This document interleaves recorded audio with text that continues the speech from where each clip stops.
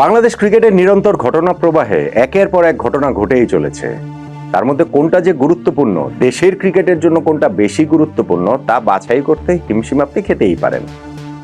আজকেই যেমন সবচেয়ে গুরুত্বপূর্ণ আপনার কাছে মনে হতে পারে, বাংলাদেশ জাতীয় ক্রিকেট দলের ব্যাটিং কোচ হিসেবে মোহাম্মদ আশরাফুলকে যে নিয়োগ দেওয়া হয়েছে, টিম ডিরেক্টর হিসেবে আব্দুর রাজ্জাক রাজ্জে থাকবেন। আয়ারল্যান্ডের বিপক্ষে সিরিজে এই দুইজনকে এই নতুন দায়িত্বে দেখা যাবে। নিঃসন্দেহে এটা একটা বড় ঘটনা, কিন্তু একই সঙ্গে দেশের ঘরোয়া ক্রিকেটটাও তো একটা প্রবল প্রশ্নের মুখে রয়েছে। অনেকগুলো ক্লাব, 43টা ক্লাব এই বাংলাদেশ ক্রিকেট বোর্ডের অধীনে first division, second division, third division, premier league এগুলো খেলতে তারা অস্বীকৃতি জানিয়ে চিঠি দিয়েছে, লিগ বর্জন করেছে বিসিবির কাছে। এবং বিসিবি ওই জায়গাটাতে খুবই কঠোর অবস্থানে রয়েছে যে যেই সব ক্লাব এই লিগে অংশগ্রহণ করবে না তাদেরকে রেলিগেটেড করে দেওয়া হবে, এবং লিগ চলাকালীন সময়ে 1-2 ম্যাচ খেলেও যদি এরকম সিদ্ধান্ত নেয় তারা, তাহলেও হচ্ছে গিয়ে অন্য দলগুলোকে পূর্ণ পয়েন্ট দিয়ে দেওয়া হবে। অর্থাৎ বিসিবি এই জায়গাটাতে হার্ড লাইনে গিয়েছে। বাংলাদেশের এই ডোমেস্টিক ক্রিকেটের এই জায়গাটা যদি ঠিক না থাকে, তাহলে আলটিমেটলি আমরা তো শুধু ন্যাশনাল টিমটাই দেখি, চূড়ান্ত জায়গাটাই দেখি, ওই জায়গাটাওকে আরো অনেক বেশি নড়বড়ে হয়ে যাবে না?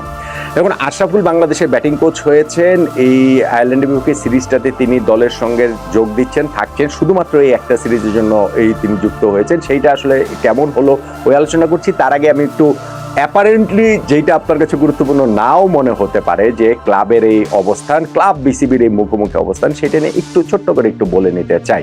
এইখানটার সায়েন্সটা বা এইটার ম্যাথটাই আমার মাথাতে আসলে ঢোকে না, যে বিসিবির নির্বাচন হলো ক্লাব ক্যাটাগরির যেই 76টা ক্লাব রয়েছে তার মধ্যে 48টা ক্লাব নাকি বিসিবি নির্বাচন বর্জন করেছিল, অথচ সেইখানে নাকি 42টা ভোট পড়েছে। সো 76 থেকে 48 বিয়োগ করলে 42 কিভাবে হয়, এই সায়েন্স কিংবা ম্যাথ আমি বুঝি না। আজকে আবার জানানো হলো যে 43টা ক্লাব এই লিগ বর্জনের চিঠি বিসিবিকে দিয়েছে। সো সেই হিসাবটাই বা আবার কিভাবে মিলছে? যারা লিগ বর্জন করছে তারা কি আসলে ইলেকশনে ভোট দিয়েছিল কিনা, সেটাও কিন্তু একটা প্রশ্নের মুখে আছে। এখন আপনাদের কাছে এই প্রশ্নগুলো কোনোটাই খুব একটা গুরুত্বপূর্ণ মনে নাও হতে পারে। অবভিয়াসলি বাংলাদেশ ক্রিকেট বোর্ডের কাছে গুরুত্বপূর্ণ না, কারণ নির্বাচন হয়ে গেছে, নির্বাচিত পরিচালক চলে এসেছেন, আগামী 4 বছরের জন্য এই বিসিবি থাকছে, ফলে এইগুলো নিয়ে আলোচনার বা কথাবার্তার কি আছে। কিন্তু বিসিবি কিভাবে গঠিত হয়েছে, বাংলাদেশের হাওয়াটা কি, সেগুলো আমরা সবাই জানি।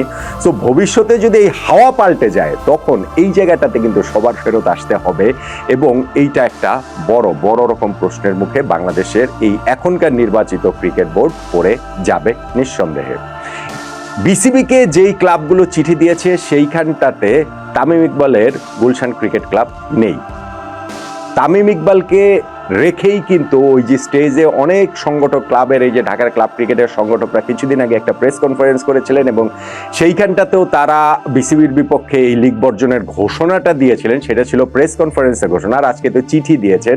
সো আজকে যে আবার বিসিবির কাছে চিঠি দিয়েছেন, সেইখানে কিন্তু তামিমের সেই গুলশান ক্রিকেট ক্লাব নেই, যেই ক্লাবের কাউন্সিলর তামিম হয়েছিলেন। সো ওইখানটাতে ওই যেই ক্লাবগুলো বর্জন করার চিঠি বিসিবিকে দিয়েছে, সেখানটাতে তামিমের স্বাক্ষর নেই, খালেদ মোহাম্মদ সুজনের যে ওল্ড ডিএইচএস তিনিও, তারও স্বাক্ষর ওই জায়গাটাতে নেই। অর্থাৎ এইখানটাতে আমার যেটা আন্ডারস্ট্যান্ডিং সেটা হচ্ছে কি, যে বাংলাদেশ ক্রিকেট বোর্ডের এই নির্বাচনটা অস্বচ্ছ হয়েছে, এই নির্বাচনটা ঠিক প্রথা মেনে হয়নি, এবং এই ক্রিকেট বোর্ডের নির্বাচনে প্রভাব খাটানোর যে অভিযোগগুলো তারা করেছে সেইটার সঙ্গে তামিম পুরোপুরি রয়েছেন, কিন্তু খেলা হবে না, ক্রিকেটাররা তাদের পারিশ্রমিক পাবেন না, একটা সিজন খেলা না হলে এর সঙ্গে সংশ্লিষ্ট ক্রিকেটের যে বড় ক্ষতিটা হয়ে যাবে, সেইটার সঙ্গে তিনি একমত নন, আমার আন্ডারস্ট্যান্ডিং সেইটা। সেই কারণে হয়তোবা যে লিগ খেলবেন তিনি বা তার ক্লাব খেলবেন, সেই জায়গাটাতে তামিম ইকবাল, খালেদ মোহাম্মদ সুজনরা তারা ওই জায়গাটাতে রয়েছেন বলেই আমার কাছে মনে হচ্ছে। কিন্তু বিসিবি যেইখানটাতে আবার স্ট্যান্ড নিয়েছে যে না, যেই ক্লাবগুলো খেলবে না, তো তারা যদি না খেলে তাহলে তাদেরকে রেলিগেটেড করে দেওয়া হবে। এই জায়গাটাতে আপনি এত এত ক্লাবকে রেলিগেটেড করে কি আসলে লিগ চালাতে পারবেন? এটা কি সম্ভব? এখন যতই আপনারা বলেন যে থার্ড ডিভিশন দিয়ে আমাদের এই সিজন শুরু হওয়ার কথা ছিল, সেটা ফার্স্ট ডিভিশন দিয়ে শুরু করা হচ্ছে, কেননা ফার্স্ট ডিভিশনে এখনকার বিসিবি যারা রয়েছেন তাদের যে ক্লাব, সেই ক্লাবের সংখ্যাটা বেশি বা তাদের পক্ষের ক্লাবের সংখ্যাটা বেশি, কিন্তু সেইটা হলেও তো ওইখানেও নাকি 8টা ক্লাব রয়েছে যারা আসলে এই ফার্স্ট ডিভিশন লিগটা বর্জন করছেন। সো তারা যদি রেলিগেটেড হয়ে যান, সেই রিপ্লেসমেন্টটা আসলে কিভাবে হবে, লিগটা আসলে কিভাবে চলবে? ফলে ক্লাব এবং বিসিবির এই যে মুখোমুখি অবস্থান, এই যে দ্বন্দ্বটা, সেইটা বাংলাদেশ ক্রিকেটের সামনে একটা অচল অবস্থা তৈরি করবে বলে আমার প্রবল আশঙ্কা আছে। এখন আসেন ন্যাশনাল টিমের হিসাবটা। আমরা তো আসলে ক্লাব, ঘরোয়া ক্রিকেট, ওই যে নির্বাচন যখন আসে তখনই এটা নিয়ে কথাবার্তা বলি টলি, কিন্তু যখন আমাদের ওই সবসময় আমাদের ফোকাসের জায়গাটা ন্যাশনাল টিমে থাকে, এবং ন্যাশনাল টিমের এইখানটাতে মোহাম্মদ আশরাফুলকে ব্যাটিং কোচ হিসেবে ইনক্লুড করা হয়েছে। আশরাফুলের জন্য এটা সারপ্রাইজিং হয়ে এসেছে, সত্যিকার অর্থে সারপ্রাইজিং হয়ে এসেছে। তিনি এখনই বাংলাদেশ জাতীয় দলের সেট আপে যে ব্যাটিং কোচ হিসেবে তিনি যুক্ত হয়ে যাবেন তিনি ভাবেননি। তিনি বয়সভিত্তিক দলগুলোর সঙ্গে থাকতে চেয়েছিলেন। তিনি এই মুহূর্তেও জাতীয় ক্রিকেট লিগেও তিনি কোচিং করাচ্ছেন। সো ওই আস্তে আস্তে তিনি নিজেকে তৈরি করে ন্যাশনাল টিমে দেখতে চেয়েছিলেন, কিন্তু ক্রিকেট বোর্ড এরকম একটা সিদ্ধান্ত নিয়েছে যে আয়ারল্যান্ডের পক্ষে সিরিজেই তাকে সংযুক্ত করা হচ্ছে, শুধুমাত্র আয়ারল্যান্ডের বিপক্ষে সিরিজটার জন্য। এবং সেইটার ক্ষেত্রে যেটা হয়েছে যে আমাদের বোর্ড ডিরেক্টর যিনি রয়েছেন আব্দুর রাজ্জাক রাজ, যিনি ন্যাশনাল টিমের সাবেক ক্রিকেটার বা হাতি স্পিনার, সঙ্গে সাবেক নির্বাচক ছিলেন, তিনি টিম ডিরেক্টর হিসেবে আয়ারল্যান্ডের বিপক্ষে সিরিজটাতে থাকবেন শুধুমাত্র এই সিরিজটার জন্য। এখন আশরাফুল বাংলাদেশ ক্রিকেটে তো তার ব্যাটিং প্রতিভা ওইগুলো তো আমরা সবকিছু জানি। আমাদের ব্যাটসম্যানরা সাম্প্রতিক সময় ভীষণ রকমভাবে স্ট্রাগল করছে, এবং সেই জায়গাটাতে আমাদের জাতীয় দলে যে সিনিয়র সহকারী কোচ মোহাম্মদ সালাউদ্দিন, যিনি মূলত ব্যাটিংটার দেখভাল করেন, তার রিপ্লেসমেন্ট আশরাফুল ওইভাবে ক্রিকেট বোর্ড বলেনি।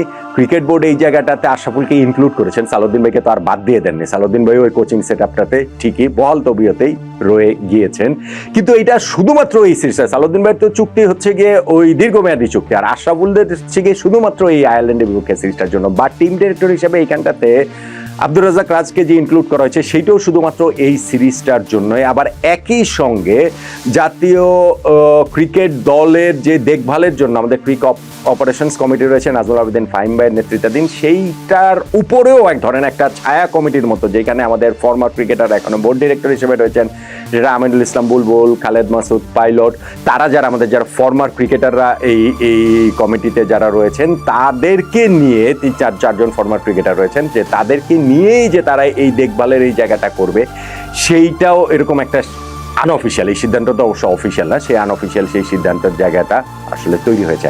আমার যেটা কথা সেটা হচ্ছে যে আয়ারল্যান্ডের বিপক্ষে শুধুমাত্র একটা মাত্র সিরিজ দিয়ে এটা কি ট্রায়াল অ্যান্ড এরর বেসিসে কি আমরা আসলে এগোবো কিনা? আশরাফুল যদি ন্যাশনাল টিমের ব্যাটিং কোচ হবার মতো যথেষ্ট যোগ্য হন, তাহলে বাংলাদেশ ক্রিকেট বোর্ড অবভিয়াসলি সেটা মনে করছেন, তাহলে আপনি টিম ডিরেক্টরের পদটা ছেড়ে দেন। সেইটা আমরা সিরিজ বাই সিরিজ আমরা আগেও দেখেছি, সেটা চেঞ্জ হয়েছে।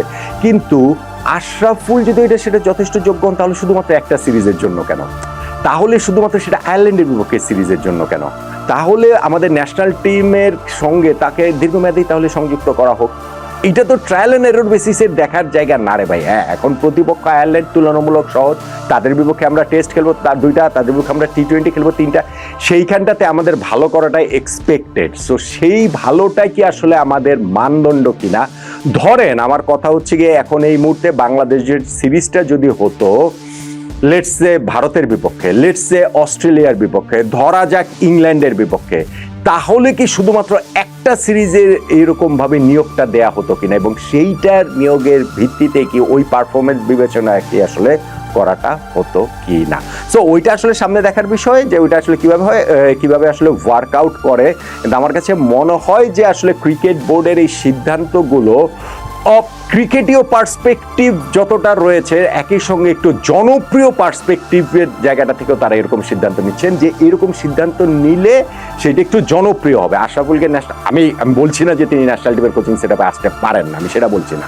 আমি এটাও একবারও বলছি না যে বুলবুল ভাই, পাইলট ভাইরা যে হচ্ছে গিয়ে যে ন্যাশনাল টিমের দেখভাল করছেন, আমাদের ফর্মার রাজাক, আমাদের ফর্মার ক্রিকেটার যখন এই বোর্ডে রয়েছেন, তারা এটার যোগ্য তারা নন, অবশ্যই তারা সেইটার যোগ্য। কিন্তু সেইটা শুধুমাত্র আয়ারল্যান্ডের বিপক্ষে সিরিজ হলেই সেইটাতে আমরা যদি ভালো করে ওইখান থেকে যদি আমরা হাততালিটা নিই, তাহলে আলটিমেটলি গিয়ে আমাদের ক্রিকেটের জন্য এইটা একটা সাস্টেনেবল উন্নতির জন্য আসলে কতটা কাজ করবে, সেটা আমার মনে হয় সবারই আসলে ভেবে দেখাটা দরকার। কিন্তু তার চেয়ে বড় সংকট আমার কাছে মনে হয় যে ক্লাব এবং বিসিবির যে দ্বন্দ্ব, এই দ্বন্দ্বের নিরসন যদি, ওইটা তো আর সংকট না, ওইটা তো আমি বলছি যে ওইটা অন্যভাবেও আসলে দেখা যেতে পারতো, কিন্তু ক্লাব এবং বিসিবির যেই সংকটের জায়গাটা, সেটা যদি নিরসন না হয় তাহলে বাংলাদেশের ঘরোয়া ক্রিকেটটা আসলে থমকে যাবে। ওইটা আমার জন্য অনেক অনেক বড় কনসার্ন বলে মনে হচ্ছে।